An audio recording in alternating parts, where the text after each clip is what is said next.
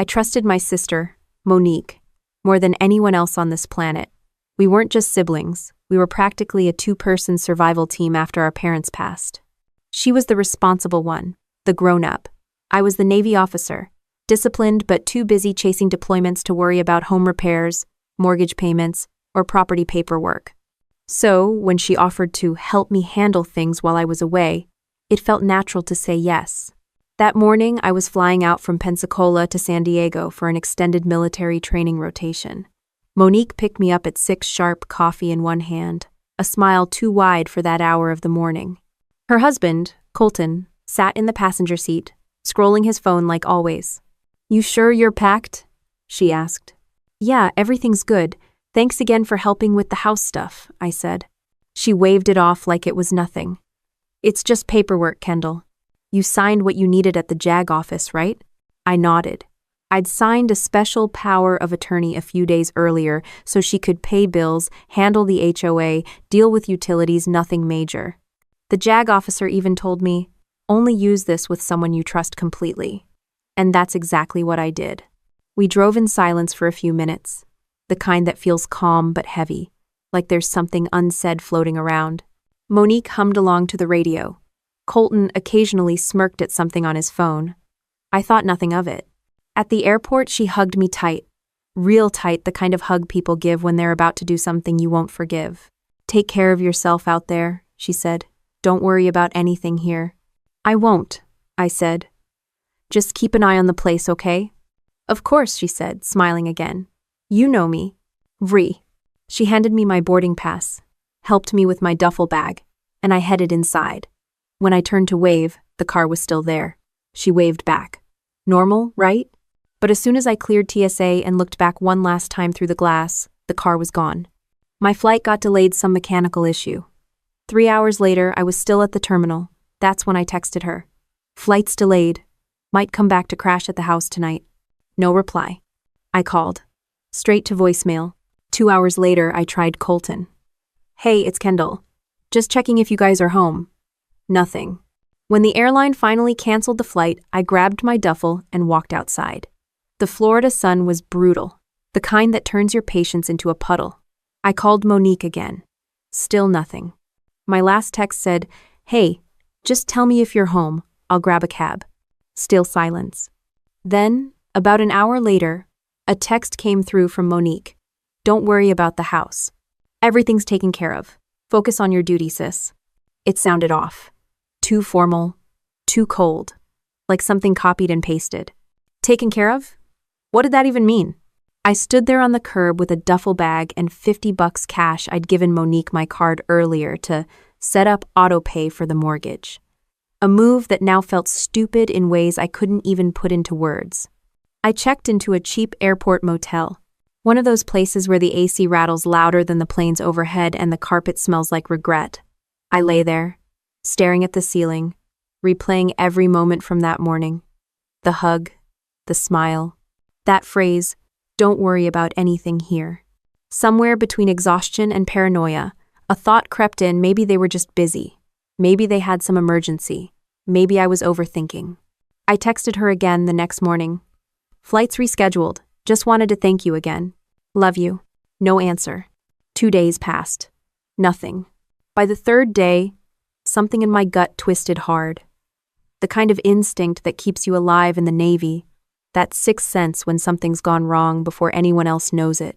I called the bank just to double-check if my automatic payments were set up. The rep asked for my address. I gave it. She paused. "Ma'am, are you sure this account is still associated with that property?" "What do you mean still associated?" I asked. She hesitated. "According to our system, ownership records changed recently." That hit me like a punch. "Changed how?" "I can't disclose that without verification from the current owner," she said. "The current owner?"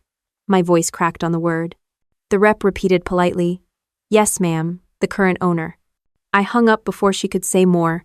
I sat there staring at my phone, the world shrinking around me. I'd signed one paper to make my sister's life easier. She'd used it to make mine impossible.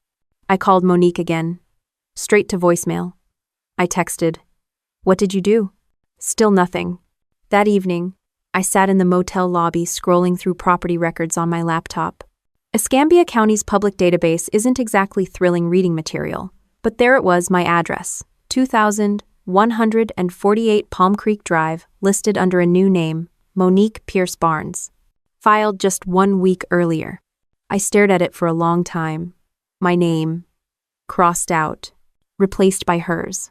There wasn't even anger yet, just this numb disbelief, like watching a car crash in slow motion knowing it's yours. I remembered her saying, "You know me." Yeah, I did. Or at least I thought I did. The next morning, I went back to the airport not to fly anywhere, just to sit. The sound of rolling luggage and boarding calls filled the air. People hugged, laughed, waved goodbye, normal families doing normal things. I sat there, realizing mine wasn't one of them anymore. I had no idea that single ride to the airport wasn't just a goodbye. It was a setup. And somewhere out there, my sister was living in my house, probably sipping coffee in the kitchen I built, while I was stuck paying for a motel by the hour, wondering how far betrayal could really go when it's done by family. But the funny thing about betrayal, especially family betrayal, is that once it burns away the shock, it leaves something useful behind. Focus. And I was about to put mine to work. The morning heat hit me before I even pulled into Palm Creek Drive. Florida humidity has a way of making everything feel heavier, even the bad ideas you wish were dreams. My stomach turned as my car rolled to a stop in front of my house, or what used to be my house. The white shutters I painted myself last spring were open, the front porch light was on, and there was a different car in the driveway. I parked on the curb and walked up slowly. The lock was new, shiny, cold. My old brass key didn't fit. I tried it twice before a voice came from behind me. "You looking for someone?" It was Daryl Knox, the retired cop who lived 2 houses down. Always mowing his lawn, always wearing that faded Braves cap. He squinted at me like he couldn't believe what he was seeing. "Morning, Daryl," I said, trying to sound casual. "Just getting home." He frowned. "Home? I thought you sold this place." My brain stalled. "What? Your sister said you signed it over to her, that she and her husband were moving in while you're deployed again." I felt the blood drain from my face. "She said what?" Daryl shrugged, uneasy. "Didn't seem my business, but yeah. Movers came a few days after you left. Thought you knew." I stepped closer to the door. My curtains, Era's old navy blue ones, were gone. The front window showed boxes, new furniture, and through the glass, a shadow moved. Someone was inside. I knocked. No answer. Knocked again, harder. Still nothing. Then a woman's voice shouted, "Who's there?" "It's Kendall," I said. "This is my home." There was silence, then a different voice, Colton's, called back. "You must be confused, Kendall. Go home." I hit the door with my palm. "This is my home." He opened the door halfway, enough for me to see him standing there barefoot, holding a coffee mug like it was just another Tuesday. "Not anymore," he said. "You signed it over." "That's a lie." He tilted his head like he was talking to a child. "Look, I don't know what's going on with you, but you really should call Monique before you embarrass yourself." Embarrass myself. That phrase burned. I walked backward off the porch, keeping my eyes on the doorway. The door shut in my face. I stood there in the street, clutching my useless keys, hearing the sound of my sister's laughter from inside. Daryl mumbled something about "sorry, kid," and disappeared into his garage. I sat in my car for a long time with the AC blasting, trying to piece it all together. I checked my messages again. Nothing. I scrolled through our texts, rereading every "love you" and "don't worry." They all felt like bait now. By the time the sun started to drop, I was still parked there, half hoping Monique would step outside and admit this was some twisted prank. She didn't. I drove to a diner near the highway, the kind where the waitresses call you Hon, and the coffee tastes like melted batteries. I ordered nothing but a refillable cup and sat for hours, staring at the table. At midnight, I went back to Palm Creek and parked down the block, my lights off, engine off. The house glowed like it was proud of itself. I could see Monique through the window, wearing my sweatshirt, the one with the Navy logo, flipping through paperwork at the kitchen island. Colton walked up behind her, kissed her on the cheek. They laughed. It wasn't anger yet. It was disbelief, turned physical, tight chest, clenched jaw, hands shaking, like my own body couldn't decide if it wanted to scream or throw up. I stayed there until after 2 a.m. Then I drove to a cheap motel, again. I didn't sleep. The sound of the AC was too loud, the sheets too stiff, everything too wrong. The next morning, I went back. Because denial is stubborn. Maybe I could talk to her face to face, reason with her. When I pulled up, the same car was in the driveway. My car looked out of place now. Old, practical, paid off with real money instead of fraud. I knocked again. Monique opened the door this time, smiling like she was expecting a delivery, not a confrontation. "Kendall, you're back early." I stared at her. "You changed the locks." "Well, yeah," she said lightly. "Colton lost the spare key. You know how he is." End of 4. Why is my name off the property records? Her smile twitched. "What are you talking about?" "Don't play dumb." I checked. "You filed a quitclaim deed with my name on it." Monique crossed her arms, leaning against the doorframe. "You did sign something, remember? The power of attorney. You probably don't realize it covered property transfer too." "No, it didn't. It was limited." I read it. "Well, maybe your memory's a little foggy. You've been under a lot of stress, right?" That tone soft, patronizing, poisonous. She used to talk to our old dog like that when it got too close to the dinner table. "I'm fine," I said. "Of course you are," she replied, her smile sharp now. "But listen, Kendall, this is really complicated stuff. Maybe it's better if you let us handle it. You stole my house." "Stole?" she laughed. "Come on. We're family." End quote. Behind her, Colton called from the living room. "Everything okay, babe?" "Just my sister," she said sweetly, eyes locked on mine. "She's having one of her moments." That did it. I took a step forward, and she immediately leaned into the door. "Don't," she warned. "You're making a scene." I stepped back, because part of me still believed she might fix this. "I'll call a lawyer," I said. "Good," she said, still smiling. "You'll need one." The door clicked shut. I stood there again, same spot, same stupid feeling like someone had taken the air out of my lungs and replaced it with confusion. I got back in my car, drove aimlessly until I found myself at Bayfront Park. Families were picnicking, kids running around, couples laughing. I sat on a bench and watched them, wondering how something as ordinary as trust could explode your entire life when it's in the wrong hands. The next day, I stopped by the bank again, hoping for some mistake. The clerk recognized me, checked the account, and her face tightened. "Miss Pierce, it looks like there's a new line of credit associated with that property." "How new?" "Opened last week. A home equity loan, $75,000. I felt my throat go dry. "In whose name?" "Monique Pierce Barnes." The clerk looked uncomfortable. "I'm sorry, ma'am." I walked out of there with a printout in hand, the kind you get when you ask for proof, but all it proves is that you've been played.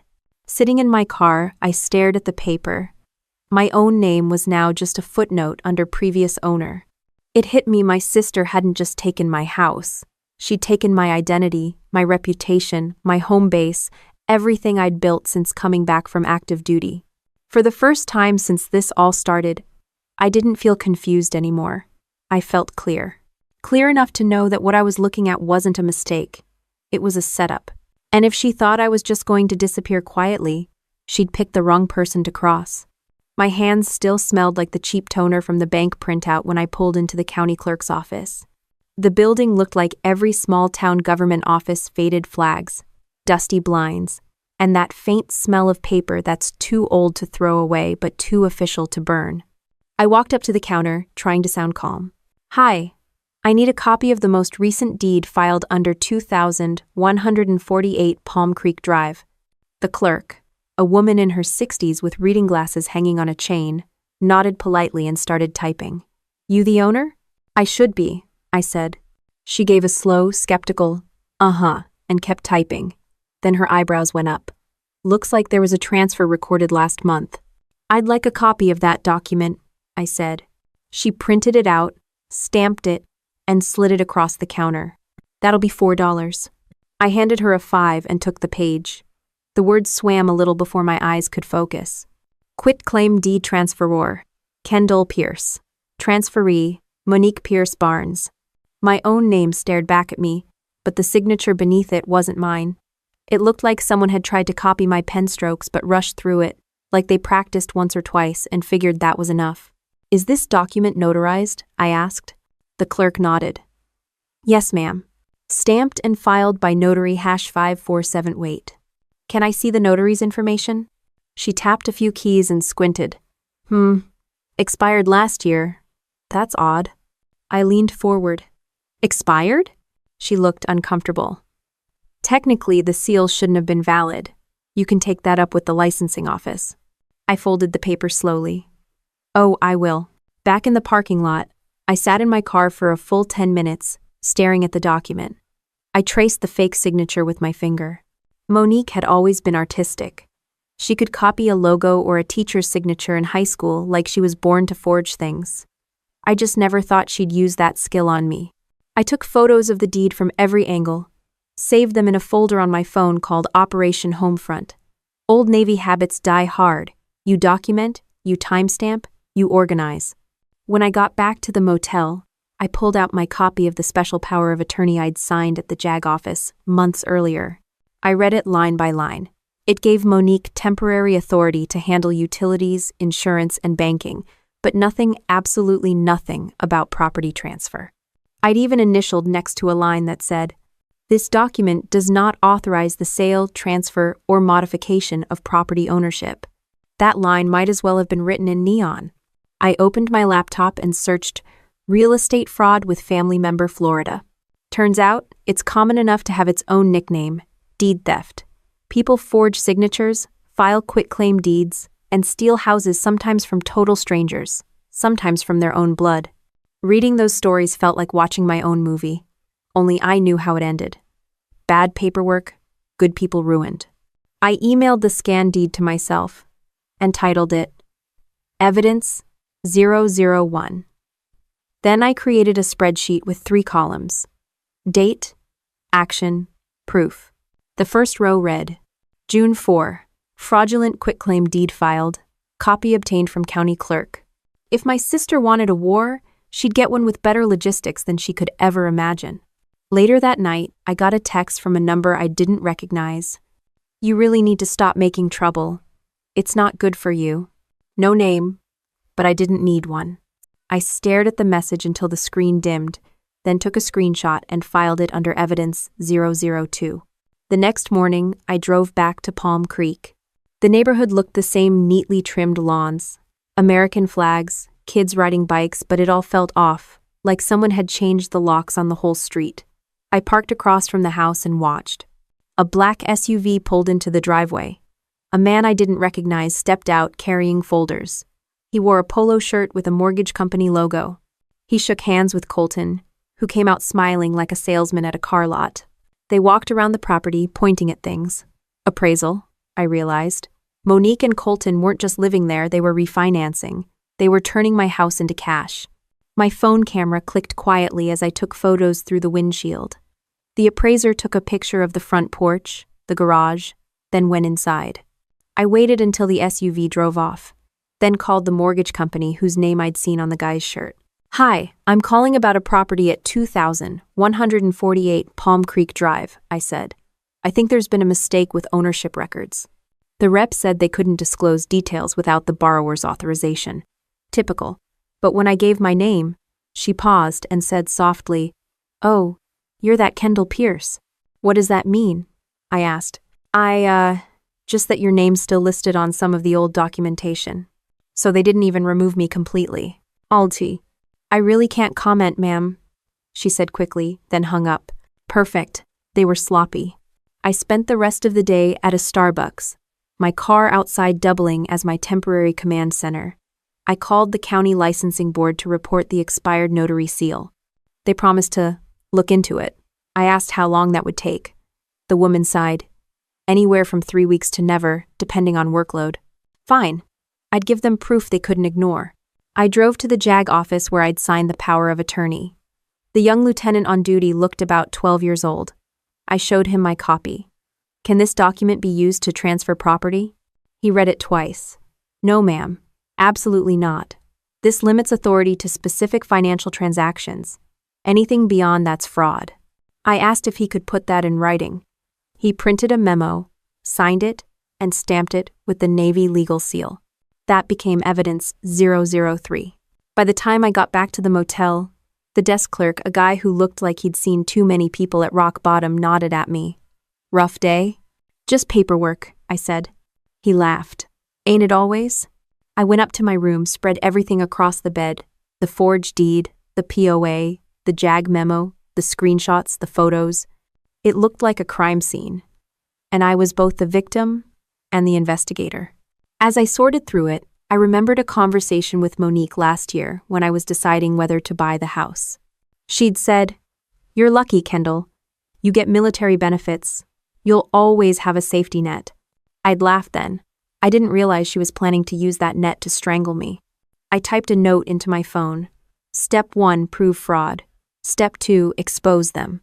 When I finished organizing, I leaned back in the chair and stared at the ceiling. The motel's fluorescent light flickered. Somewhere outside, a plane roared overhead. The noise didn't bother me. It reminded me of base housing, of deployments, of order. I'd been trained to handle chaos. Monique just didn't know it yet. I picked up the forged deed again and studied it. The line where my fake signature sat was uneven.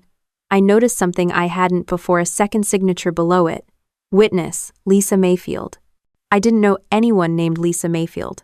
But if she was on that paper, she existed somewhere. And maybe she'd tell me what she saw when my name got stolen right off my own house. The first time I saw Monique after finding that forged deed, she was sitting behind her real estate desk like she owned the county. Her office had one of those fake inspirational posters, integrity, doing the right thing when no one is watching. I almost laughed. She looked up, surprised to see me. "Kendall, you look tired." "I'm sure you've been sleeping fine," I said. Her smile twitched. "What's that supposed to mean?" I set the printed deed on her desk. It's my signature, right? Except it's not." She stared at it for a long second, then gave that little laugh she used to use in high school whenever she was caught lying. "You're mistaken. You signed that before you left, remember? You were rushing to the airport." "I signed a power of attorney, not a deed transfer. You forged this." "That." Monique leaned back in her chair and crossed her legs like she was about to give me a therapy session. "Kendall, you've been under a lot of pressure. I know deployments mess with memory. Maybe you don't remember every detail. That's not how memory works." She sighed, exaggerated and patient. "I'm trying to help you. You don't want to do something you'll regret. If you start saying things like that, like the truth?" Her tone dropped to a warning whisper. "You'll sound unstable." I laughed, not because it was funny, but because it was so perfectly her gaslight first, guilt trip later. "You're unbelievable," I said. "And you're spiraling," she replied softly, the kind of voice people use when they want the world to think you've lost it. Colton walked in halfway through, holding a folder. "Everything good here?" "Fine," she said before I could answer. "My sister's just having another moment." He gave me the fake smile he probably practiced in the mirror. "You okay, Kendall? You look stressed." "I'm great," I said. "Just curious, how's that home equity loan treating you?" Colton froze for half a beat, then forced a chuckle. "You really should get some rest." "I will," I said, "when you're both in court." Monique's eyes went cold. "Get out." I picked up the forged deed, tucked it under my arm, and left. The drive back to the motel felt like rolling through wet cement. I called 3 lawyers that afternoon. 2 didn't pick up. The third one told me politely that cases involving family fraud are hard to prove unless you have clear evidence. I said, "What if the notary was expired?" He paused. "Now, that's something." That night, I scrolled through social media because apparently I hadn't been humiliated enough. There it was, Monique's post. "So proud to finally make this house our home. New beginnings." The photo showed her standing on my porch, holding a sold sign, with Colton kissing her cheek. The comments were full of hearts and congratulations. Someone even wrote, "You two deserve it." I turned off my phone and sat in the dark. The motel AC hummed like a slow countdown. The next morning, I drove to the grocery store near the house. I needed toothpaste and an excuse to see who else she'd been talking to. The cashier, a chatty woman named Ellen, brightened when she saw me. "Well, look who it is. Thought you moved. Moved? I asked. Your sister said you decided to sell and travel. Said you needed time to get your head right after the Navy. I gripped the counter. She said that? Ellen nodded. She seemed worried about you. Said you've been struggling. Of course she did. Monique never wasted a good narrative. Later that week, I stopped by our church. Father McLean had known us since we were kids. He hugged me, then stepped back, studying me. Kendall, how are you feeling? Monique said you've been through a rough patch. There it was again, that tone. Sympathy based on someone else's lie. I'm fine, I said, sharper than I meant to. He looked uneasy. If you ever need to talk. I don't, I said, forcing a smile. But thanks. I left before he could say more. By now, it wasn't just humiliation. It was strategy. Monique wasn't hiding what she'd done. She was rewriting the story before I could.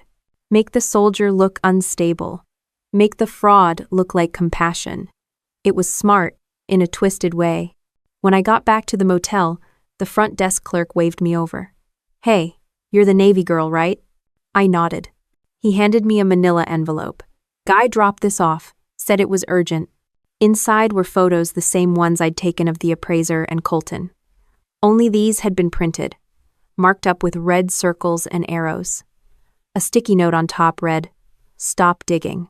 No signature, no return address. I looked up at the ceiling, took a breath, and said out loud, "Okay, Monique." The next day, I went to a local diner. Daryl Knox was sitting at the counter, sipping coffee. He glanced up when he saw me and nodded. "Word's getting around," he said quietly. "People saying you're not doing well." I sat down next to him. "People?" "Your sister mostly. She's been telling neighbors you're having trouble adjusting after deployment, that you get confused." "Oh, dang." I let out a short laugh. "I bet she also said she's my legal guardian." Daryl didn't smile. "She showed me a paper. Said it gave her authority to handle your finances. Looked official." My stomach turned. "Did she have you sign anything?" "No, ma'am," he said. "But I didn't like how she talked about you. Figured I'd warn you." He scribbled his number on a napkin. "You ever need a witness, I'll tell the truth." When I left the diner, I saw Monique's car parked across the street. She was inside, talking on the phone. When she saw me, she lowered it and smiled like we were old friends meeting for brunch. I walked right up to the driver's side. "You stalking me now?" "Relax," she said, rolling down the window. "You're being paranoid." "Paranoid?" She tilted her head. "You're recording people, asking questions, calling banks. That's not normal behavior. Neither is stealing a house." She smiled wider. "You should be careful, Kendall. People are starting to think you're not well. And once that kind of rumor starts, it's hard to stop." She drove off before I could respond. That night, I sat in my motel room, surrounded by papers and evidence, listening to her voice in my head saying, "You're paranoid." It was the same tone drill instructors use before they break you down. Only this time, I wasn't the one being trained. She was testing how far she could push before I'd snap. I opened my laptop and began typing out a detailed timeline, every date, every conversation, every lie. I added Daryl's statement, the forged deed, the expired notary seal, the threatening note. Somewhere between listing fake sale photo and rumors of instability, I stopped typing and stared at the screen. If she wanted people to think I was crazy, she'd need better evidence than her gossip, because by the time I was done, the only thing unstable would be her whole story. The cursor blinked like a steady heartbeat on the screen. I didn't notice the time passing, or the noise outside, or the fact that the coffee in my cup had gone cold. The only thing I knew for sure was that every lie had a paper trail, and I was following hers straight to the source. By the next morning, anger had burned down to something cleaner discipline. The kind I'd learned from my father long before the Navy ever got a hold of me. He used to say, "When you get hit, you don't scream. You find your stance and return fire smart." I wasn't screaming anymore. I was planning. I woke up early, brewed motel coffee strong enough to peel paint, and spread every document across the table like a field map. The forged deed, the power of attorney, the JAG memo, the fake notary number, Daryl's statement. My spreadsheet of evidence. I rearranged them by timeline, stapled notes, and labeled each folder: financial, Legal, personal, witnesses. Each page was a weapon.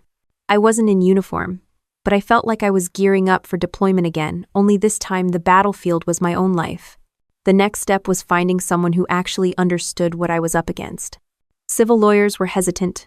Real estate lawyers wanted retainers that looked like ransom notes, and every veteran legal aid office was backlogged. Then I found a name through a veterans forum, Hector Alvarez, former Marine JAG, now private attorney in Pensacola. His office was small, tucked between a pawn shop and a used tire place. The sign out front said, Alvarez Legal Services, truth is its own defense. That sounded like my kind of man. Inside, it smelled like burnt coffee and copy toner. Hector looked up from a stack of papers when I walked in. He was mid-50s, broad-shouldered, with the kind of eyes that had seen more stupidity than patience left to deal with it. You're military, he said, not asking, just knowing. Yes, sir. Lieutenant Kendall Pierce, Navy. He nodded once. Have a seat. What'd the bastards do to you? I dropped the folder on his desk. My sister forged a quitclaim deed and stole my house. He whistled low. Family fraud. The worst kind. You got proof? I opened the folder, spreading out the copies like cards on a table. He read in silence, flipping through, his brow tightening a little more with each page. When he got to the JAG memo, he looked up. So, the power of attorney explicitly excludes property transfer. Yes. And this notary number expired a year before the deed was filed. Yes. He nodded slowly. That's fraud. Plain and simple. Something in my chest loosened hearing it said out loud. He leaned back in his chair, crossing his arms. Let me guess. She's already out there telling people you're unstable. I stared. How did you know? Because that's what they do. They isolate you, make you look crazy, so when you come for the truth, everyone already thinks you've lost it. He was right. Completely right. What do I do? I asked. First, you file an affidavit of fraud with the county clerk. That freezes the title, stops any sale or refinance until it's resolved. I nodded, taking notes. Second, you file a lis pendens.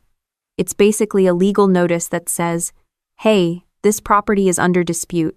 Touch it, and you'll regret it. He handed me a form. You do that, and suddenly banks and buyers stop answering your sister's calls. I could have hugged him. Then he added, you'll also want to get a witness statement from the notary office. Find out who stamped that paper. And if the name's fake, we can get criminal charges moving. He paused. You said she's your sister. You sure you want to go full scorched earth on this? I met his eyes. She stole my home, my money, and my reputation. I'm past the point of half measures. Aneka. He smiled slightly. Good. Because the only thing worse than betrayal is letting it win. He made a copy of every document and handed me a business card. Keep everything digital and backed up. If you get any calls or texts that sound threatening, record them. No exceptions. Already doing that. He nodded approvingly. Marine's daughter. Damn right, I said. When I left his office, I felt something I hadn't felt in weeks: momentum. I wasn't the confused victim in a motel anymore. I was a trained operator with a mission. I drove straight to the county clerk's office again. The same woman from before, Marla, recognized me. Back again, honey? Back with proof, I said, handing her the affidavit Hector helped me draft. She read it, then looked impressed. You've got your ducks in a row. Most folks just come in here yelling. I'm saving my yelling for court. She smiled. Good, I'll get this filed today. Once it's stamped, nobody can touch that property without a judge signing off. As she walked away, she glanced back. Between you and me, that notary number on your file? It's been reported before. Some realtor's been using it off the books. My pulse jumped. Do you know who? She hesitated. Can't say for sure until the investigator looks, but it wouldn't surprise me if your sister's name popped up. That was confirmation enough. Back at my car, I snapped a picture of the filed affidavit, time-stamped it, and uploaded it to cloud storage. My phone buzzed another text from an unknown number. You think you're clever. Keep pushing and you'll regret it. I didn't reply. I just added it to the evidence folder. That evening, I met Hector again to drop off copies of everything. He was in his office, half lit by a desk lamp, writing notes in a legal pad. You did good, he said without looking up. Most people freeze when family turns on them. You went procedural. I don't freeze, I said. He looked up and smiled. No, you don't. He slid a new paper across the desk. Here's what happens next. Once the lis pendens is filed, your sister's refinance gets blocked. She'll notice. She'll get nervous. That's when people start making mistakes. I nodded. Let her. He closed the file. And when she does, we'll be ready to bury her with her own paperwork. As I left the office, the night air felt different. Cleaner, sharper. I drove past my house again, just to see it from the street. The lights were on inside. I could see silhouettes moving in the kitchen. It used to make my stomach twist. Now it just fueled me. They thought they'd taken everything, but they forgot who they were dealing with. My father didn't raise me to quit. He raised me to regroup, adapt, and win on the second round. Back at the motel, I added new folders to my evidence log: legal action, communications, financial fraud. Each click of the keyboard felt like tightening a screw. I brewed another pot of that terrible coffee and stared at my reflection in the window. My eyes looked older, sharper. If Monique thought I was broken, she was about to find out what broken really looked like, because it wasn't me. It was the system she'd built on lies, and the cracks were already showing. By the time the sun came up, my motel table looked like a command post. Coffee cup rings marked my notes, printouts lay stacked in formation, and the list of names to contact sat dead center under a yellow highlighter. Step 1 was the county notary office. If someone had stamped that forged deed, I wanted to know who and how. The Escambia County Records Department was half empty when I walked in. A young clerk with a nose piercing and a bored look asked what I needed. I'm trying to verify a notary stamp, I said, handing over a copy of the deed. She looked at the number, typed something into her computer, then frowned. This notary's commission expired last year. I know that, I said. Who was it? She squinted at the screen. Registered to a Marla Jennings, but she's not an active notary anymore. The name hit me, Marla. The same clerk who'd helped me file my affidavit last week. Is she still working here? The girl nodded toward the back office.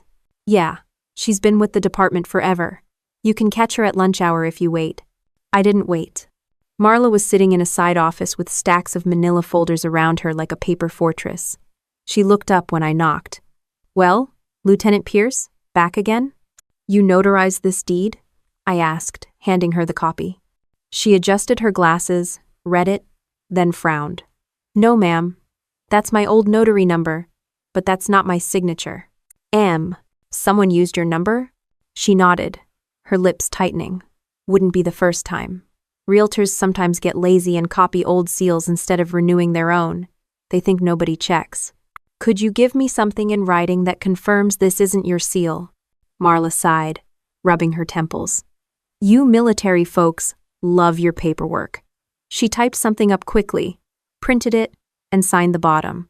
The notary number listed on this deed expired on January 5th, 2024. This document was not notarized by me. She handed it over. Here. This should make their life hell if they try to sell again. Thank you, I said. She smiled faintly. Good luck, sweetheart. You're not the first person to get burned by family, but you might be the first to actually fight back right. On the way out, I called Hector.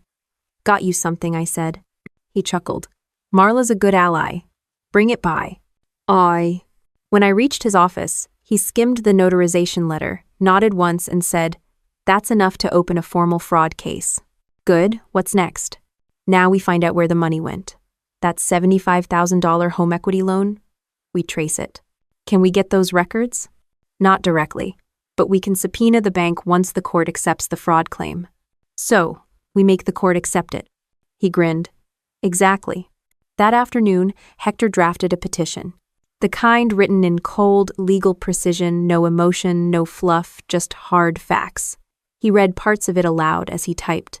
The defendant, Monique Pierce Barnes, acting under a fraudulent document, obtained property and proceeds through misrepresentation and forgery. Hearing it phrased like that, fraudulent document, forgery, it stopped being a family mess and became a criminal case. By the time we filed, I felt lighter. Until Hector added, Once she's served, she'll panic. Expect her to double down. They always do. He was right. The next day, I stopped by a small convenience store near the courthouse. When I came out, there was an envelope on my windshield. No address, no stamp, just my name written in sloppy marker. Inside was a printed photo of me at the county clerk's office taken from across the street. On the back, someone had written, "Stop before this gets worse." I took it straight to Hector. He looked at it, sighed, and said, "Classic intimidation tactic. Keep it. It'll work against them later." He handed me a portable voice recorder. "Start recording every conversation you have with her or her husband. Anything that smells like manipulation, keep it." That night, I called Monique. When she answered, I hit record. "Why are you following me?" I asked flatly. "I have no idea what you're talking about," she said, fake sweet. "You left a note on my car." End quote. "Kendall, you really need to calm down. You're sounding paranoid again. Then prove me wrong. Admit what you did." Silence. Then her voice colder. "You're embarrassing yourself. I'm telling people you need help because it's true. You're making a scene. I'm documenting everything." "You do that," she said, and hung up. Perfect. The next morning, Hector called. "We've got a hearing date, 2 weeks from now." 2 weeks to ruin her day, I said. He laughed. 2 weeks to take your life back. I spent those 2 weeks building my case like I was prepping for inspection. I made copies of everything, one for me, one for Hector, one stored online. Daryl agreed to write a formal witness statement. Marla signed a second notarized declaration. I even found the mortgage appraiser and asked him what he'd seen. He looked nervous, but admitted. She said her sister moved out and signed the transfer willingly. I didn't think much of it. That. Would you swear to that? Yeah. If I have to. By the time the folder was done, it was 3 inches thick. Hector called it the war file. Meanwhile, Monique doubled down on her gossip campaign. I started hearing whispers around town, old friends texting, "Hey, heard you're having some kind of breakdown?" One even asked if I'd checked into treatment. That was her real game, destroy credibility before court. It didn't work. The day before the hearing, Hector and I met at his office to go over everything. He flipped through the folder, grinning like a soldier who'd just seen the enemy's playbook. "She's going to lose," he said. "She doesn't know it yet, but this is over." I didn't smile. I don't just want to win. I want the truth on record. "You'll get both." As I left, the sun was setting. I drove past my house again. For the first time, I didn't feel the sting in my chest when I looked at it. I felt control. A man was mowing the lawn, a landscaper, probably hired with my loan money. I watched the blades slice the grass, even, efficient, methodical, just like what I was doing to Monique's story. Later that night, Hector called again. "One more thing. Tomorrow, the fraud investigator from the clerk's office will testify about the notary misuse." Marla pulled the records herself. "Marla's a rock star," he chuckled. "Don't tell her that, she'll ask for a raise." That. I hung up and leaned back, staring at the ceiling fan spinning overhead. The noise used to bother me. Now it sounded like rhythm, constant, steady, forward. I opened my laptop and added a new note at the top of my timeline. Objective: reclaim integrity, home, and name. Method: truth, documented. Status: active. I didn't know how the hearing would go, but it didn't matter. I wasn't walking in as the sister who got tricked. I was walking in as the woman who built her own case while the thieves got sloppy. Somewhere in the motel hallway, someone laughed too loud. The ice machine clanked. I closed the laptop, smiled slightly, and whispered to the empty room, "Keep laughing while you can." Because for the first time in weeks, I wasn't reacting, I was hunting. The morning of the hearing, I woke up before dawn. Old military habits: up early, check the mission plan, breathe steady. I looked over the stack of evidence one more time, every page marked, cross-referenced, and tabbed. Hector was right. It wasn't just a folder anymore, it was a weapon. The courthouse in downtown Pensacola was already buzzing when I arrived. Hector met me at the steps, holding 2 coffees and wearing that same old suit that somehow looked like armor on him. "You ready?" he asked. I nodded. Born ready.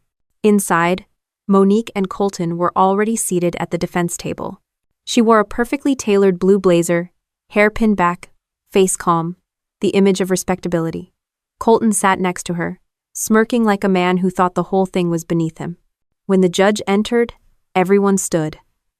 I could feel Monique's eyes on me, that practiced half-smile she used whenever she wanted to make me doubt myself. It didn't work anymore. Hector did most of the talking. Calm, sharp, direct. He presented the forged deed, the expired notary statement, the JAG memo, Marla's affidavit, Daryl's written testimony, the threatening messages. He stacked the facts like dominoes, each one knocking the next into place. When it was Monique's turn, she did exactly what we expected. "My sister's not well," she began, her voice soft, dripping with pity. "She's been struggling since her last deployment. We were just trying to protect her assets. She must have misunderstood." "I mean," the judge raised an eyebrow. "Are you saying she signed the deed voluntarily?" "Yes," Monique said quickly. "She came to my office. I had witnesses." Hector didn't even flinch. "Your Honor," he said, "we have video surveillance from the clerk's building on that date showing Miss Pierce was on base nowhere near her sister's office." The clerk hit play on the footage. The timestamp glowed across the screen. There I was, walking through the JAG hallway at the exact time she claimed I was signing over my house. Monique's jaw twitched. Colton shifted in his chair. The judge leaned back. "That's a problem," Hector continued. "Furthermore, the notary seal used on this document belongs to a Miss Marla Jennings, who will testify that it expired before this deed was filed and that she never notarized this signature." Marla took the stand, calm and composed, the kind of woman you can't rattle. She confirmed every word. By the time Hector introduced the threatening messages and the photo surveillance, Monique had stopped pretending to smile. The judge didn't rule that day. He wanted the county fraud investigator to review everything, but we didn't need a verdict to know who'd lost the room. As soon as court adjourned, Monique and Colton walked out fast. Reporters waiting outside didn't miss the opportunity. One called out, "Mrs. Barnes, is it true you forged your sister's deed?" Another asked, "How do you feel about stealing from a Navy officer?" She said nothing, just kept walking, face tight. I thought that would be the end of it for the day, but it wasn't. That evening, word spread faster than wildfire. The local news ran a short segment about the case. They didn't use my name, but they didn't have to. Local veteran accuses family member of property fraud. Small town, big mouths, everyone connected the dots. At the diner the next morning, every head turned when I walked in. Some people nodded respectfully. Others whispered. The waitress Ellen, the same one who'd believed Monique's lies, poured my coffee without meeting my eyes. Finally, she said quietly, "I'm sorry. I shouldn't have believed her." I just nodded. You weren't the only one. Later that week, I got a call from Daryl. "You might want to come by the community center," he said. "She's running her mouth again." And when I arrived, Monique was standing in front of a group of neighbors, spinning her version of the story. "She's not the same since she came back from duty," she was saying. "We tried to help her, but she's obsessed. It's sad, really." Daryl stood behind the crowd, arms crossed, holding up a small voice recorder. I recognized it instantly. It was running. I walked up slowly. "Funny?" I said loud enough for everyone to hear. "You didn't sound sad in court yesterday when the judge caught your forged signature." The room went silent. Monique's smile cracked. "Kendall, this isn't the place." "It's exactly the place," I said. "These are the people you lied to. You told them I was unstable while you were cashing checks in my name." Someone in the back muttered, "She what?" Monique tried to recover. "You need help, Kendall.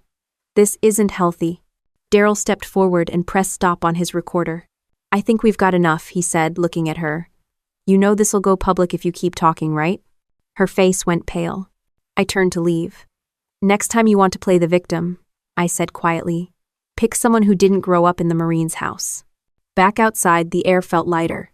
Not happy, not victorious, just clean. The lies were losing oxygen. That night, I sat with Hector in his office again. He was reading Daryl's transcript, nodding. "This helps. Once the fraud report is finalized, we'll move for a full title reinstatement." I took a slow breath. "You think she'll back down?" He shook his head. "No. She's cornered. People like her don't admit guilt. They implode under exposure. Keep your eyes open." He wasn't exaggerating.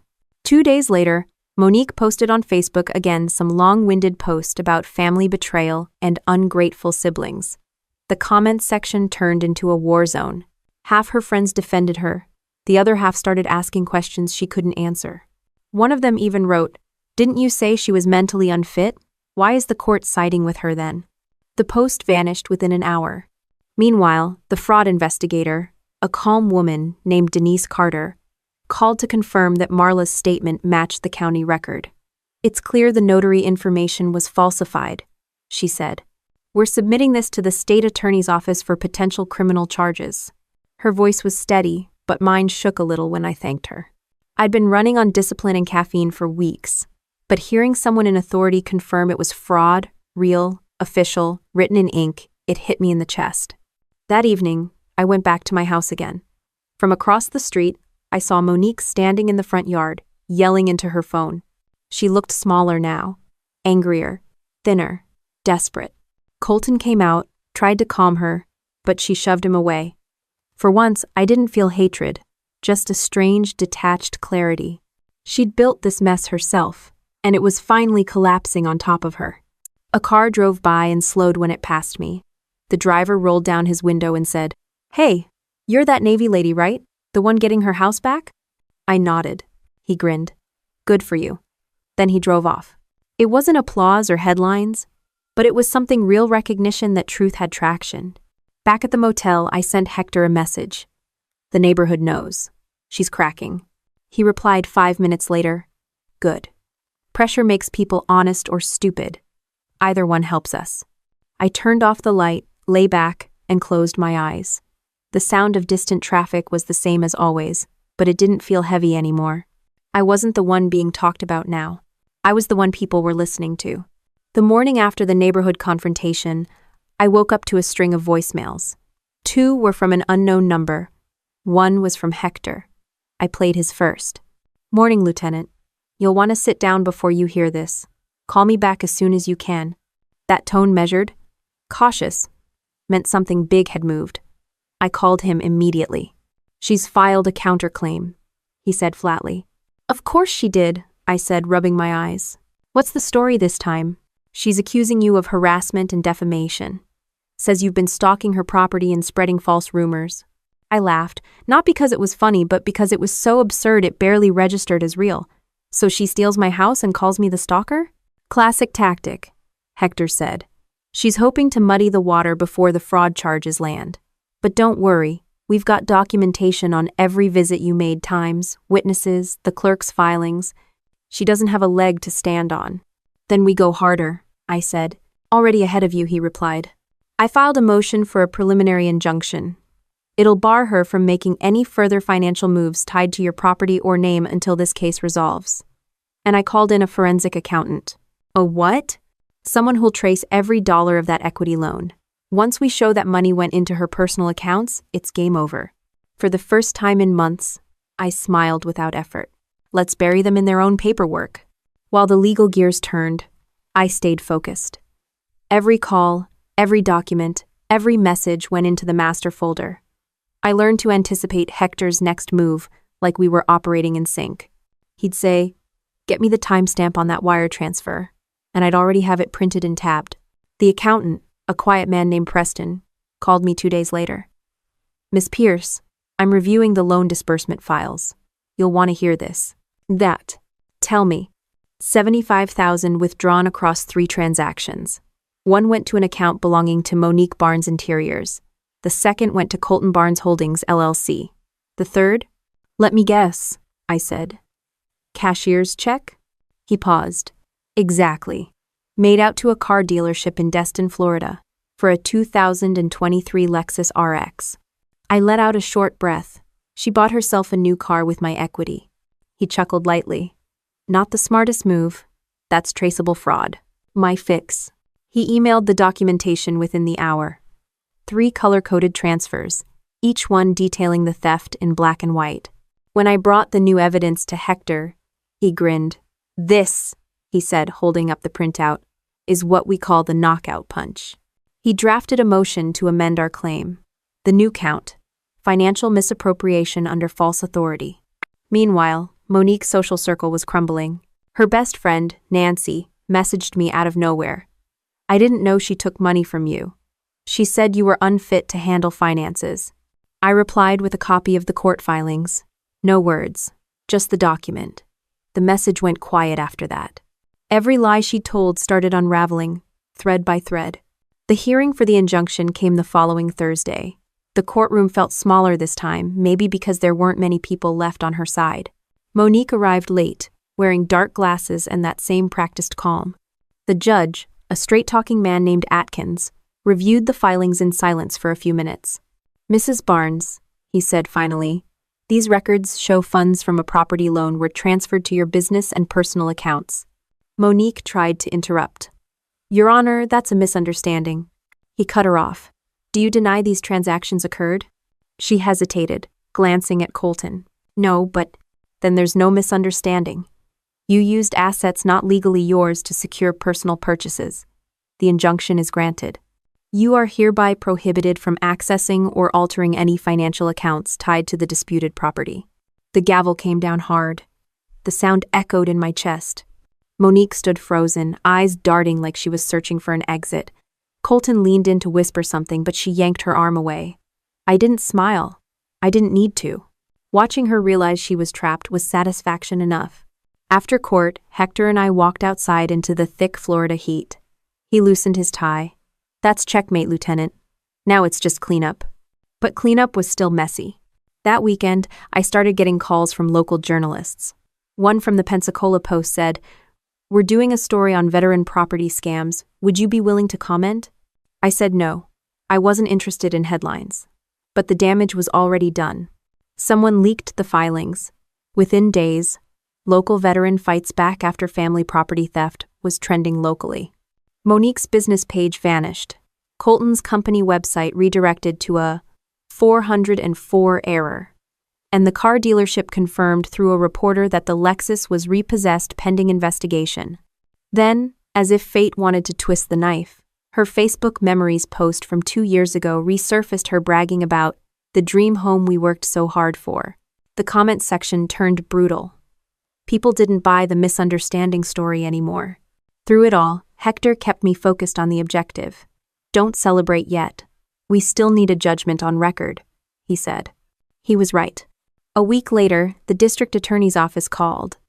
The fraud investigator, Denise Carter, had submitted the full report. We're moving forward with criminal charges, she told me. Forgery, fraudulent transfer of property, and elder financial abuse, though technically you're not elderly. The statute covers family misuse of authority. That's fast, I said, surprised. She laughed softly. Let's just say you built an airtight case. Most people don't hand us a full investigation in a binder. That evening, I sat outside the motel for the first time instead of inside. The air was thick with humidity, but it didn't matter. I watched cars pass, headlights flickering across the asphalt. For the first time in months, I didn't feel hunted. I called Hector. When this is over, I said, I want the house restored under my name, and every cent of that loan repaid. Already in the motion, he said, and the state's going after them for restitution. You'll get it back plus damages. Good. I hung up, then looked up at the dark sky. No fireworks, no music, just the steady hum of streetlights and the faint buzz of freedom inching closer. The next morning I drove past the house again. The Lexus was gone. The blinds were shut, but the mailbox still had my initials engraved on the side. KP. I reached out and brushed my fingers across the metal, just to remind myself that it was real. I'd built that house with discipline, savings, and 20 years of service. She could forge papers, but she couldn't rewrite history. When I pulled away, I saw something unexpected. A for sale sign, lying flat on the lawn, half buried in dirt. It had fallen over, crooked and forgotten. I didn't pick it up. I just drove on, windows down, wind cutting through the silence, feeling the kind of calm that comes when the storm's almost done, wrecking everything it can. Because the one thing about surviving betrayal is this. Once you've seen the worst in people, the best in yourself becomes unshakable. The day the story broke publicly, I was halfway through my morning coffee when my phone buzzed nonstop. Messages poured in from people I hadn't heard from in years old. Shipmates, neighbors, even a couple of veterans I'd mentored during my last posting. Hey, Kendall saw the piece about you. Damn proud. About time, someone took down one of these family scammers. Hell of a fight, Lieutenant. You're an example for all of us. I didn't need to ask what they were talking about. The headline on the Pensacola Post said it all. Navy officer takes down family property. Fraud ring court case exposes systemic forgery. Underneath was a photo of my house. The same one Monique had stolen. The same one where I'd eaten 1,000 Sunday breakfasts with my dad's old military clock ticking in the background. Seeing it again in print hit different this time. It wasn't loss anymore. It was victory in progress. The reporter hadn't used Monique's name directly, but the quotes and timeline made it obvious. Every local who read it knew exactly who the sister was. That was the thing about small towns, you couldn't hide a scandal that loud. By noon, my voicemail filled with apologies. People who'd believed Monique's unstable veteran story now wanted to clear their conscience. Even the diner waitress, Ellen, left one. Kendall, honey, I'm so sorry for listening to her. If you ever want a meal on the house, you come by, okay? Forgiveness didn't come easy, but I understood. Monique had spent years polishing her act. She played the saint until the moment the halo cracked. Meanwhile, Hector called with a tone halfway between lawyer and proud older brother. You've officially become local news. Congrats, Lieutenant, you've got a fan club. I didn't ask for it, I said. No one does. But visibility protects you now. People see you as the wronged veteran, not the crazy sister. That's leverage. He wasn't wrong. The same community that had whispered about me was now watching Monique with disgust. Her company, Barnes Interiors, got flooded with one-star reviews. Someone even dug up her fake charity claims. The internet did what the justice system couldn't. It turned public shame into a sentence. But I wasn't celebrating. I still had one goal. Finish this legally and walk through the front door of my house without fear. That opportunity came sooner than expected. The county court scheduled the final restitution hearing for the following Monday. It wasn't a trial, just confirmation of damages, property return, and the formal ruling of fraud. When I arrived, Hector was already there with a new folder thicker than the last one. Preston's final financial report, he said, tapping the cover. Every stolen cent accounted for. Every? I asked. Every, he confirmed. 75,000 loan proceeds, 48,000 unauthorized credit transfers, and even the $600 she pulled from your VA account last spring. She's cooked. We entered the courtroom. Monique sat alone this time, no Colton, no lawyers, no supporters. She looked older, makeup failing to hide the fatigue. The smugness that used to define her face had drained out, replaced by something almost unfamiliar. Fear. Judge Atkins reviewed the documents quietly before speaking. The evidence of fraud is overwhelming. The property deed will be voided and restored to the original owner, Miss Kendall Pierce. Restitution of stolen funds, totaling $123,600, will be ordered. The defendants remain under investigation for criminal forgery. The room went still. Then, just like that, it was over. No grand applause, no dramatic moment, just the sound of justice landing flat and firm. I didn't look at Monique as I walked out. There was nothing left to say. Outside, Hector clapped me on the shoulder. You just won back your life. Feels like I earned it twice, I said. He smiled. You did, and you made it look easy. It wasn't easy, not even close. But there was a satisfaction deeper than any revenge seeing truth stand on its own 2 feet. That afternoon, I drove straight home. No motel, no detour. The house looked the same from the street, but it felt different now, like the walls themselves knew who they belonged to again. The grass needed cutting, the paint had faded, and the porch light was dead. But none of it mattered. It was mine. When I unlocked the door, the smell hit first faint dust, wood, and leftover detergent. I stepped into the kitchen, where Monique's framed photos still sat on the counter. I picked one up, a smiling shot of her and Colton holding wine glasses in my dining room. I set it down gently, face down, next to the trash bin. Then I reached for my father's old coffee mug on the shelf. U.S. Marines, no excuses. The ceramic was chipped, but I kept it anyway. He used to say it every morning before leaving for base. No excuses, just action. That motto had carried me through deployments, through betrayal, and now through this. Later that evening, Hector stopped by with paperwork for me to sign. "Once this is notarized, you're officially back on the title," he said. I signed, date and initials, every stroke deliberate. When I handed it back, he smiled. "You know, not every client fights this smart. You handled it like a soldier." "Like a daughter of one," I corrected. He chuckled. "Fair enough." After he left, I sat on the porch as dusk rolled in, watching the first fireflies blink in the yard. Across the street, Daryl waved from his mailbox. "Looks like Justice finally paid rent," he said. "About time," I replied. The neighborhood had shifted. Where there was once gossip, there was quiet respect. Even the Johnsons next door who'd sided with Monique early on walked over the next morning with a plate of biscuits and an apology. "Didn't know the full story," Mr. Johnson said awkwardly. "Most people didn't," I said. "Now you do." They nodded, embarrassed but sincere. The following week, the Pensacola Post ran one last update. Pierce family property restored. Fraud conviction pending against local couple. That headline didn't need a photo. The words were enough. A few days later, a sheriff's deputy served Monique her official criminal summons. She tried to plead out, according to Hector, but the DA wanted a record. "Public deterrent," he said. "They want people to see what happens when you forge a veteran's name." I didn't feel joy hearing that. Just closure. That evening, I stood in the backyard under the oak tree where my dad used to hang his wind chimes. The rusted metal still caught the wind, clinking faintly. It reminded me of everything I'd fought for: family, honor, home, and how quickly trust could turn into a battlefield. But standing there, the air thick with Florida humidity and cicadas buzzing, I realized something. Revenge hadn't fixed anything. Truth had. And truth didn't need noise or spectacle. It just needed proof and patience.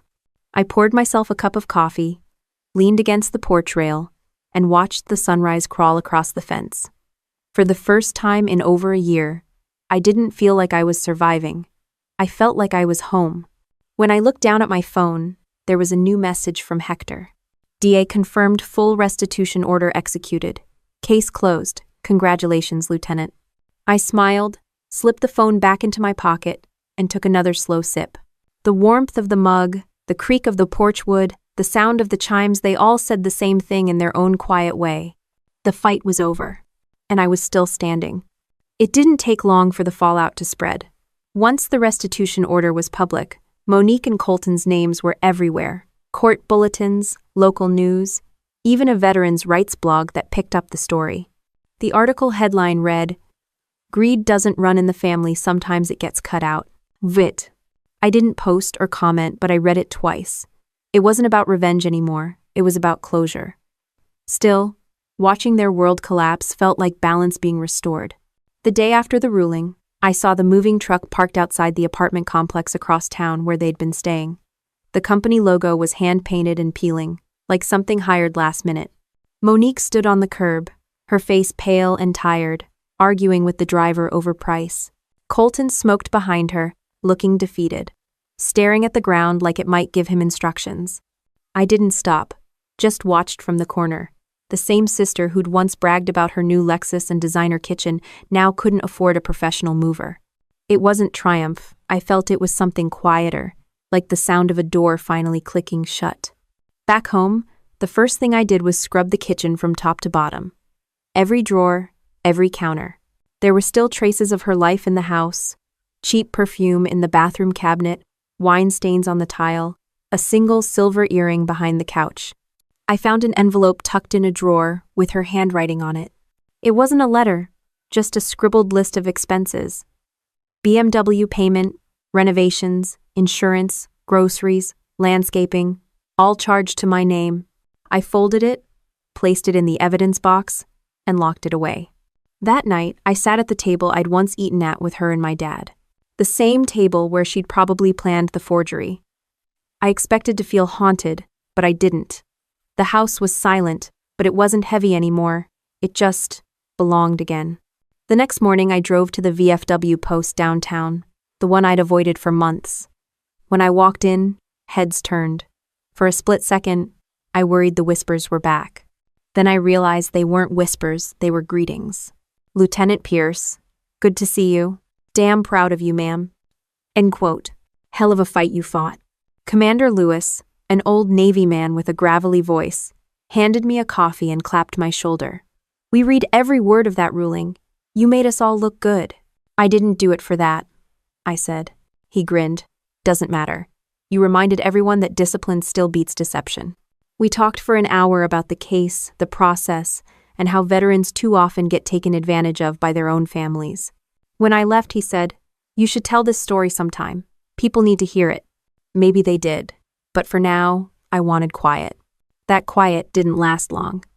3 days later, a reporter from the Gulf Beacon called. She wanted to do an in-depth feature on veterans and family financial abuse. I said no twice before she said, "We want to focus on your legal strategy, how you proved the forgery. It could help others." That stopped me. Helping others wasn't the same as reliving it. So I agreed. When the article came out a week later, the opening line made me sit up straighter. When Navy Lieutenant Kendall Pierce's sister forged her name on a property deed, she didn't expect her victim to come armed with military precision. The rest of the piece wasn't sensational. It was factual, clean, powerful. It explained how veterans often face exploitation from relatives, especially when PTSD or trust issues are used as excuses to take control of their finances. They called my case a model for how truth, documentation, and calm retaliation can expose manipulation. It wasn't fame, it was justice that rippled outward.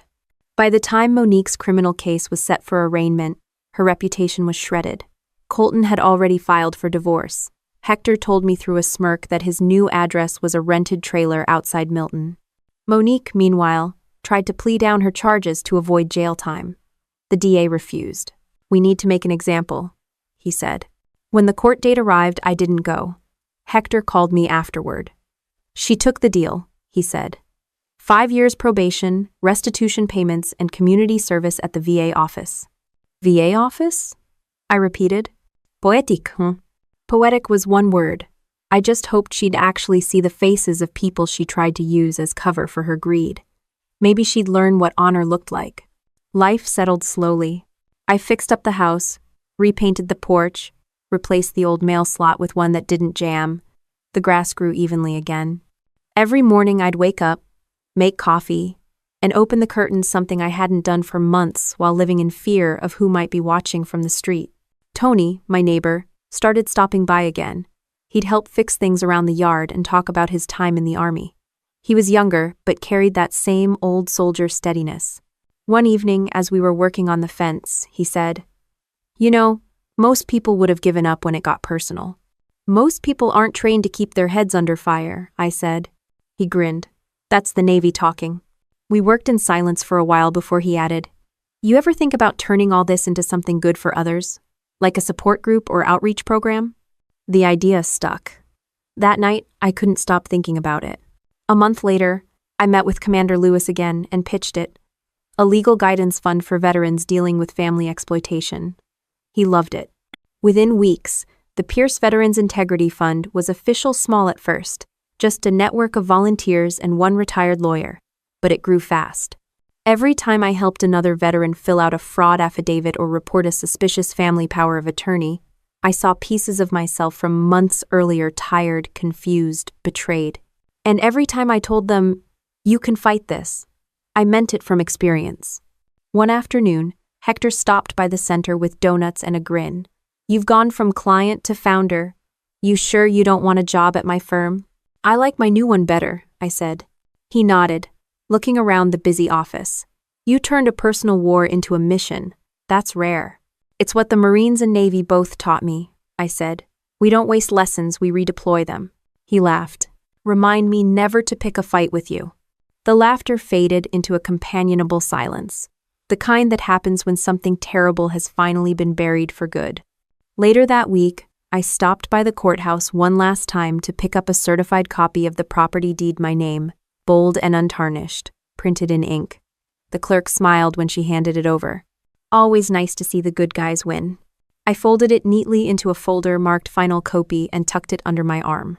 Outside, the sunlight bounced off the courthouse steps, sharp and warm.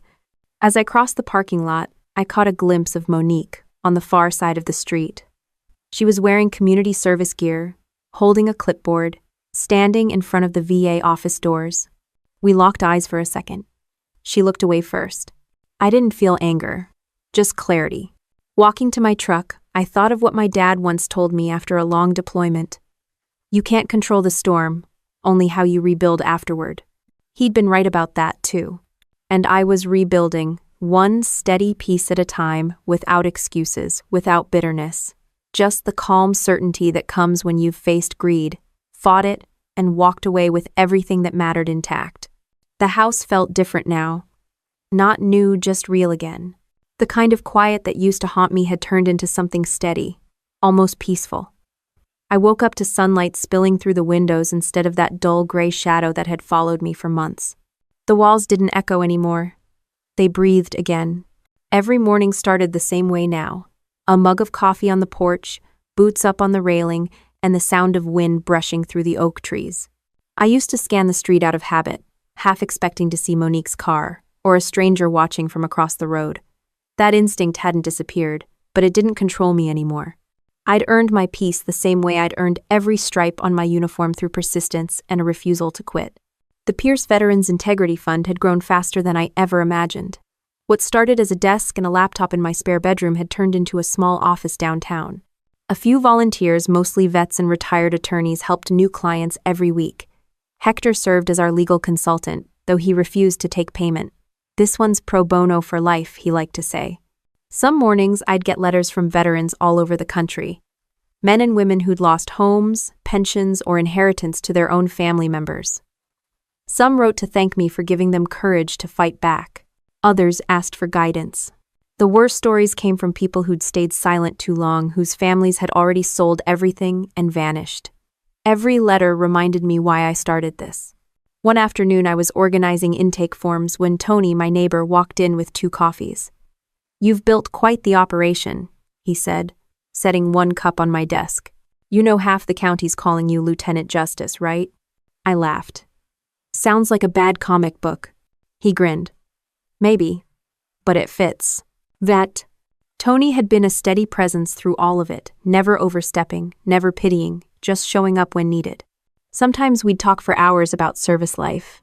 Sometimes we'd sit in silence, fixing the fence or cleaning the gutters. There was a comfort in that kind of simplicity. No pretense, no drama, just 2 people who'd seen enough chaos to appreciate quiet. The news cycle eventually moved on, but every now and then, the story resurfaced, usually tied to some new case of veteran fraud or family exploitation. Each time it did, the fund got more calls.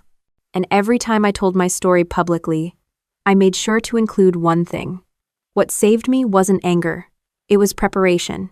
You can't out. Yell a liar you out. Document them. That became our unofficial motto.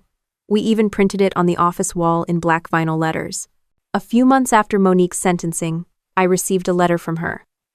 No return address, just my name in shaky handwriting. I stared at it for a long time before opening it. It wasn't an apology, not really. More like an explanation without ownership. She wrote about stress, financial pressure, how she didn't mean for things to go that far. She said she missed our old life, that she hoped someday I'd forgive her. I folded the letter neatly, placed it in the file marked "Case Closed," and locked it away. Forgiveness wasn't a gift I owed her. It was something I'd already given myself. That evening, I drove to the beach. The Gulf was calm, the horizon fading into that endless blue that always felt like home to me. I sat in the sand until the sun disappeared, listening to the waves roll in and out. It struck me how different the sound was from the chaos of everything that had come before. Steady, predictable, patient. The next morning, I hosted our first official integrity workshop at the fund. Veterans and families packed the room, about 50 people in folding chairs, notebooks in hand. Some wore uniforms, some wore civilian clothes, but everyone carried the same look in their eyes, a mixture of hurt, frustration, and hope. I stood at the front and told my story from start to finish, not as a victim, but as a blueprint. I showed them how to organize evidence, how to file fraud affidavits, how to document abuse without letting emotion cloud the process. When I finished, a woman in the front row stood up. She looked about my age, Army veteran, still wearing her old unit patch on her jacket. "Lieutenant," she said, voice steady but trembling. "I thought I was the only one. My brother took everything from me after I got injured. I didn't think I could fight it." "You can," I said. "And you're not alone. Not anymore." Afterward, she came up and hugged me. "You saved me," she whispered. I shook my head. "No, you just needed permission to fight back." That night, the volunteers stayed late cleaning up. Tony brought pizza, Hector dropped by to check the mail, and the whole place buzzed with tired satisfaction. It wasn't victory. Exactly, it was something stronger. Purpose. As the last person left, I stood alone in the office and looked at the photo hanging near the entrance. My father in uniform, standing tall with that same look of quiet resolve I'd seen in the mirror lately. Underneath it, I'd framed a quote he used to say, "Honor isn't something you wear, it's something you keep, even when no one's watching." That was the heart of it all. A few weeks later, the VFW invited me to speak at their Memorial Day event. I almost said no, but Commander Lewis insisted. "It's not about the scandal," he said. "It's about how you carried yourself after it." So I stood on that stage in front of a crowd of veterans, families, and neighbors. The flag fluttered behind me, the air thick with humidity and pride. I didn't write a speech. I just spoke from the gut. "I used to think service ended when you took off the uniform," I said, "but it doesn't. Service is what you do when life tests your integrity off the battlefield. And when your family betrays you, when people doubt you, when you lose everything you've built, that's when your training matters most. Not for war, but for peace." When I finished, there wasn't applause at first, just a silence that felt full. Then someone started clapping Tony, of course, and the sound spread across the crowd. After the ceremony, people lined up to shake my hand, share stories, ask for advice. It was humbling and exhausting in equal measure. But one moment stood out. An older Marine approached, stooped but strong, and said, "You did what most people can't. You won a war without firing a shot." That hit deeper than I expected. Later that night, I drove home and parked under the same oak tree that had shaded our yard since I was a kid. The porch light glowed softly. Inside, the wind chimes swayed against the window, the faint metallic notes dancing with the breeze. I walked through the house, my house, and paused by the mantel. There sat my father's Marine photo, my Navy insignia, and the official court document restoring the property title. They didn't look like trophies. They looked like proof. Proof that honor, once tested, doesn't break. It sharpens. I poured a last cup of coffee and stepped onto the porch as the night settled. Somewhere in the distance, I heard laughter from a neighbor's backyard, the kind of sound that used to remind me of what I'd lost. Now it reminded me of what I'd rebuilt. I took a slow sip, the bitterness fading as the air cooled. The stars were faint but steady overhead, just like everything else in my life, now hard-won, unpretentious, real. Whatever battles were left in this world, I knew I'd meet them the same way I had all the others. Calm, prepared, and unshaken. Because some wars end in silence, and sometimes that's the sweetest victory of all.